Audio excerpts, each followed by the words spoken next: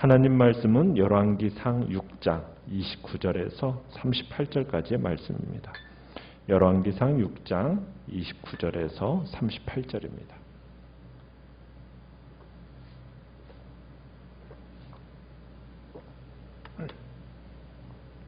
열왕기상 6장 29절입니다. 내 외소 사방벽에는 모두 그룹들과 종려와 핀꽃 형상을 아로새겼고 내 소에 들어가는 곳에는 감람나무로 문을 만들었는데 그 문 인방과 문설주는 벽의 5분의 1이요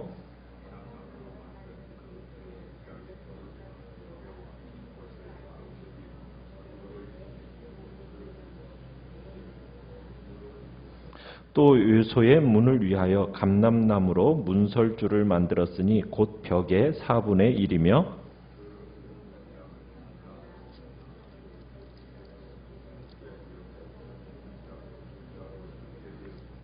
그 문짝에 그룹들과 종려와 핀꽃을 아로새기고 금으로 입히되 그 새긴 데에 맞게 하였고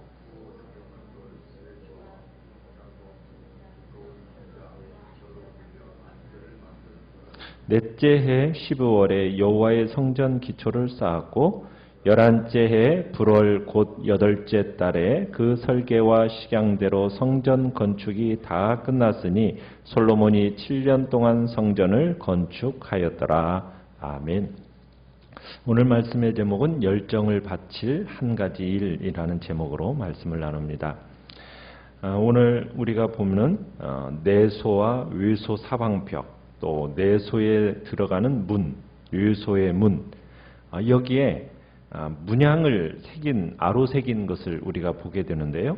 자, 어떤 것들이 아로새겨져 있습니까? 29절에 보면 모두 그룹들, 종려 그리고 핀꽃 형상 그렇게 되어 있죠.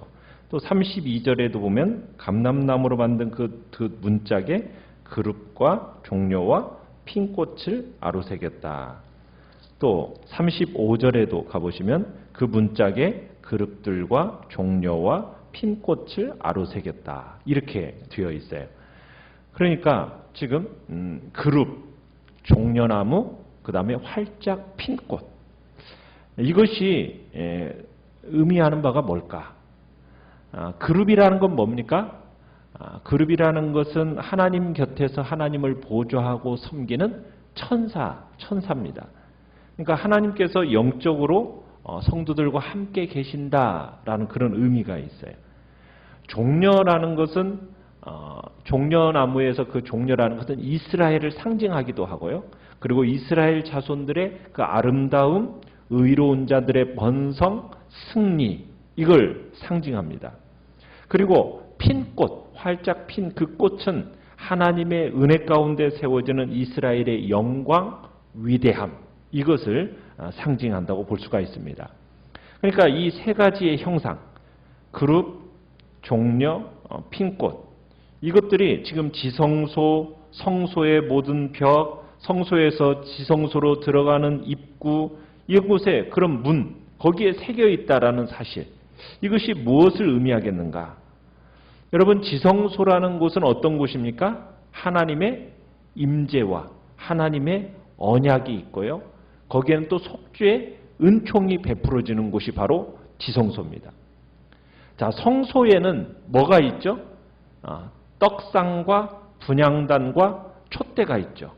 떡상이라는 것은 뭐겠습니까? 성도들의 땀과 노력의 결실을 상징한다면 분향단은 기도의 향기를 상징하고요. 촛대라는 것은 빛된 성도의 삶을 상징하는 겁니다. 결국 이 모든 것들을 종합해 보면 우리 성도들이 하나님의 임재를 체험하면서 기쁨과 영광을 누릴 수 있는 것은 오로지 하나님의 은혜의 자리 그리고 하나님을 섬기는 곳에서만 가능하다. 이것을 우리에게 교훈해 준다고 볼 수가 있는 겁니다. 그러니까 우리가 진짜 참된 기쁨과 영광 그 하나님의 임재를 체험하면서 그분의 영광과 기쁨을 누릴 수 있는 건 다른 데 있는 게 아니에요. 하나님의 은혜의 자리 그리고 하나님을 섬기는 곳에서만 가능한 겁니다. 참 사람들이 교회의 출석들을 합니다. 그러나 참으로 이 시대 속에서는 성전의 뜰만 밟는 사람들이 의외로 많아요.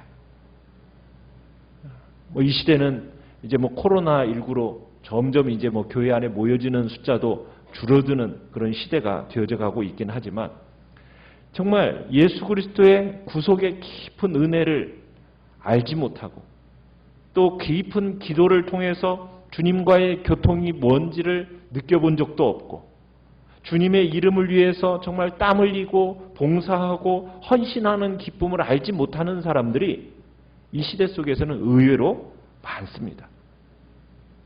그러면서도 그들은 영광을 추구하고 승리를 추구하고 축복을 구해요. 그러나 그 영광과 승리와 축복이라는 것은 그런 헌신과 하나님 앞에서의 그런 그 깊은 기도와 그 구속의 깊은 은혜를 알지 못하는 그런 상태 가운데서는 절대로 경험할 수 없는 겁니다. 하나님의 은혜라는 것은 그런 사람들에게는 무관한 거라는 거죠. 이 하나님의 은혜는 정말 예수 그리스도의 구속의 은혜를 체험하고 정말 주님을 위해 헌신하고 수고한 사람, 그런 사람들에게 예비되어져 있다, 이 이야기를 하고 있는 겁니다. 그러기에 우리가 정말 하나님의 임재와 그분의 영광과 승리와 축복을 경험하며 우리의 인생에 번성하는 삶을 주님이 약속하신 그 놀라운 축복을 체험하는 삶을 살기를 원한다면 우리는 그 깊으신 은혜의 자리 가운데로 들어가야 된다는 얘기죠. 그리고 그 은혜의 자리에서 봉사하고 헌신하고 그리고 그 거룩하심을 세상에 드러내는데 힘써야 된다는 얘기입니다. 그렇게 살아가는 성도들의 삶에 하나님이 충만하게 임재하시면서 그 영광스러운 임재 속에서 승리와 번영이 뭔지를 알게 하시고 그리고 피어나는 꽃과 같이 하나님 앞에서 아름다운 삶을 살아가도록 축복하신다. 그 이야기를 지금 오늘 본문에서 그 그룹과 그리고 종려와 핀꽃이 우리에게 들려주고자 하는 이야기입니다. 자, 그리고 이제 38절로 가보면은 이 건축 공사가 솔로몬이 즉위 4년에 시작해가지고 몇 년에 끝났습니까? 11째 해 11년에 끝이 났어요. 그러면은 정확히 몇 년이 걸린 겁니까? 11째 월 불월, 곧 8째 달이라고 그러잖아요. 그러니까 정확히 7년 반이 걸린 공사였어요. 여러분 7년 반 동안이나 이 공사가 이루어졌다고 하니까 오늘날의 기준으로 보면 매우 긴 시간처럼 느껴지지만요. 여러분 이 당시 작업한 환경 속에서 성전의 규모나 공사의 내용면에 있어서 보면은 결코 긴 시간이 아닙니다.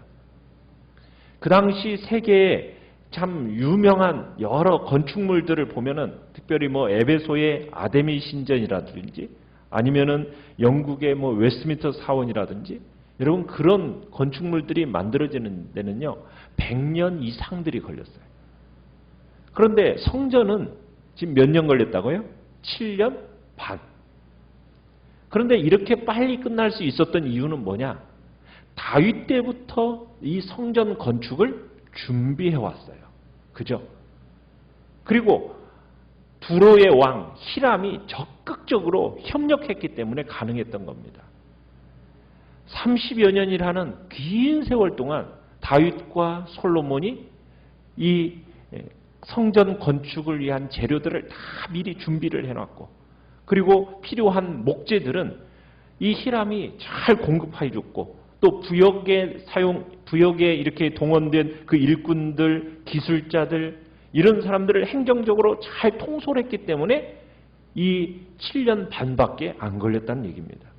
그러니까 오랜 기간에 걸친 치밀한 준비 그리고 또 솔로몬의 지혜로운 리더십 그리고 하나님의 전을 짓겠다는 거룩한 열정 이것이 짧은 시간 이내에 이런 큰 역사를 이루게 되었다는 얘기죠.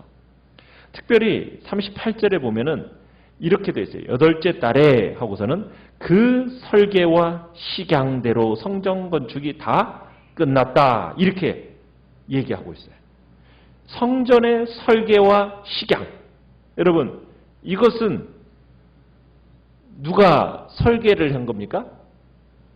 누가 설계를 했을까요? 이건 하나님이 다윗에게 미리 일러주셨던 내용입니다. 역대상 28장 11절 12절에 가보면은 이건 솔로몬이 한 게 아니에요. 다윗이 직접 설계한 것도 아니고 하나님이 영감을 주셔서 다윗으로 하여금 설계하게 하셨던 거예요. 그래서 하나님은 이 성전이 지어지기 전부터 성전에 대한 설계도를 가지고 계셨고 그 설계도를 지금 뭘 따라서 그 말씀을 따라서 성전이 지어지기를 기뻐하셨던 겁니다. 그러니까 솔로몬은 이 뜻을 잘 알고 있었어요. 그래서 이 일을 자신이 잘 감당해야 된다는 것을 알고 있었기 때문에 그냥 자기 마음대로 지은 게 아니라 뭐에 따라서 그 설계와 식양대로 하나님이 설계해 주신 하나님의 양식을 따라서 지금 그 성전을 완공시켰다는 얘기죠. 여러분, 지금은 성전이 무엇입니까? 우리의 성도의 몸이 하나님의 영이 거하시는 성전이라고 이야기합니다. 그리고 성령 안에서 하나님의 거하실 처소가 되기 위해서 지금 예수 안에서 우리가 함께 지어져 가고 있다. 지금 얘기를 하고 있어요. 지금 솔로몬이 성전을 어떻게 완공을 시켰습니까?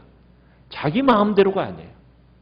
하나님이 보여주신 지금 설계와 식양대로 하나님의 말씀대로 성전을 완공시켰어요. 우리들 역시 우리의 거룩한 성전을 어떻게 해야 된다고요? 우리의 삶에 거하시는 그 삶으로 거하시는 하나님의 성전을 완성시켜감에 있어서 우리가 어떻게 지어야 되겠습니까? 건축을 하는 데 있어서 건축물의 모양 크기도 중요하지만 건축물을 이루는 재료 또 건물의 시공 방법 이게 굉장히 중요하잖아요. 좋은 건축물을 세우려면 완벽한 설계도가 있어야 되고 튼튼한 기초가 있어야 되고 또 지적으로나 양적으로나 충분한 자재가 있어야 되고 완벽한 시공이 있어야 됩니다. 우리에게 있어서 지금 인생의 집을 온전하게 세워갈 수 있는 설계도가 무엇이겠습니까? 바로 하나님의 말씀이라는 거죠. 터는 무엇입니까? 어떤 것도 흔들 수 없는 구원의 반석이 되시는 예수 그리스도입니다. 그 견고한 터가 되시는 예수 그리스도 위에 우리의 이 집을 지어가는 거예요. 그 집을 지어감에 있어서 하나님이 필요한 모든 것들을 우리에게 다 공급해 주셨습니다. 믿음의 집을 건축할 수 있도록 충분한 성령의 은사를 재료로 우리에게 허락해 주셨습니다. 그렇다면 우리에게 남아있는 것은 무엇입니까? 끝까지 우리의 중심을 예수 그리스도의 터 위에 두고 결코 흔들리지 않고 변함없는 그 터 위에 그 예수 그리스도라는 터 위에 우리의 중심을 두고 우리에게 허락하신 성령의 은혜를 절대로 헛된 곳에 소멸시키지 않으면서 우리에게 주신 말씀을 따라서 순종하며 나아가면 된다는 얘기입니다.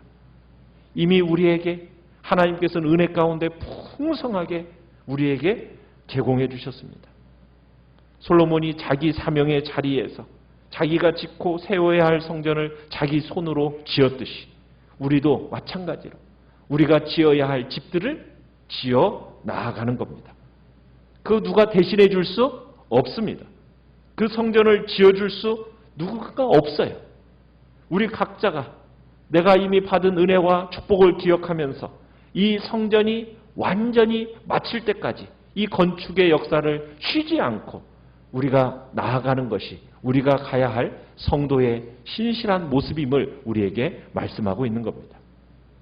그래서 지금 겉모습을 중요하게 보는 게 솔로몬이 아니다라는 것을 우리가 어제 12절 13절에서 6장 12절 13절에서 봤었어요. 그죠? 성전 건축 겉모습만이 중요한 것이 아니라 신앙에 있어서 뭐가 중요하다고요? 본체와 내용이 중요하다고 말씀을 드렸어요. 정말 교회의 외모는 훌륭한데 그 속을 채울 수 있는 말씀이 없다면 여러분 그것만큼 불행한 게 없는 겁니다. 정말 성전 안에 하나님의 말씀이 충만해야 되고 정말 성전된 이 우리의 몸, 이 몸 안에 하나님의 말씀이 가득 충만하게 채워질 때 이 성전 문지방에서 나온 적은 생수가 정말 죽음의 바다 아라바를 살렸던 것처럼 우리의 몸 안에뿐만 아니라 우리 교회 안에 하나님의 이 복된 말씀을 따라서 신앙의 공동체를 만들어 가야 되는 거죠. 이게 최고로 중요한 겁니다. 우리는 예수 그리스도라는 그 터 위에 집을 지금 지어가고 있는 사람들입니다. 금이나 은이나 보석으로 지을 것인가? 아니면은 나무나 풀이나 짚으로 지어갈 것인가? 마지막 날에 뭘로 시험하게 된다고요? 불로 시험하게 될 것입니다. 마지막 날 불로 시험하게 되었을 때 남아있는 자들은 그 공력이 남아있는 자들은 어떻게 되고요? 하나님 앞에 칭찬이 있을 것이지만 그러나 모든 것들이 다 불태워 없어지는 자들에게는 하나님 앞에서 화가 있을 것이다라는 주의 말씀을 기억하면서 우리 모두가 한마음이 되어 정말 금과 은과 보석과 같은 하나님의 말씀으로 주의 교회를 세워나가고 예수 그리스도 중심에 정말 최고의 공동체를 세워나가는 복된 자리에 우리 모두가 있기를 간절히 바랍니다. 우리가 다른 것에 열정을 둘 것이 아니라 내 안에 하나님의 진리의 말씀으로 채워나가는 일이 그리고 주의 복된 공동체가 하나님의 말씀으로 견고히 채워나가고 세워나가는 일에 우리 모두가 함께 이 일에 열정을 다하며 나아갈 때 주님 앞에서 주님이 약속하신 승리와 축복의 역사가 있음을 우리에게 말씀하고 있는 것입니다. 오늘 한 날도 참으로 주님 앞에서 내 가장 소중한 것을 드릴 수 있는 믿음과 헌신된 마음을 달라고 이 시간 주님 앞에 결단하면서 이 시간 나아가시길 바랍니다. 말씀을 생각하면서